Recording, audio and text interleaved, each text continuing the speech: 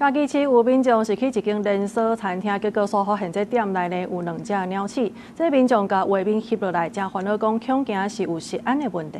原来这间店呢目前是暂停营业，当咧消毒。卫生局接到消息也有去稽查，不过现场呢并无看到鸟鼠，也发现讲呢这餐厅其实环境有影是有问题的，所以要求业者就要限期改善。2只鸟鼠啊出现伫连锁高档餐厅的灶骹附近行来行去。 民众看到惊一跳，刷来伫网络发文，质疑餐厅卫生已经出问题。嘉义市连锁的高档餐厅出现鸟鼠伫店内的状况，问市知影了后，已经先家己暂时停业，要来做消毒清洁的工作。觉得心里不舒服啊，我也想再去消费，就很恶心啊，还是对，还是会不舒服了。 接到通知的嘉义市卫生局嘛派人去到现场，对餐厅外口的环境佮店内的卫生来做检查。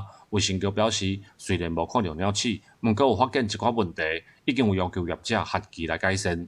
场内未发现老鼠，但冰箱有部分物品掉落未清理，食品容器具部分脏污未离地存放，地板不洁等缺失，违反食品卫生良好规范准则。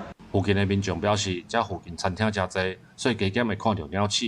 只是想袂到会出现伫店内，业者指出，这间门市除了会进行内部检讨以外，会伫1礼拜的时间做3摆清洁消毒。当有通过卫生局第2摆检查了后，才会来恢复营业。记者林慧婷，嘉义报道。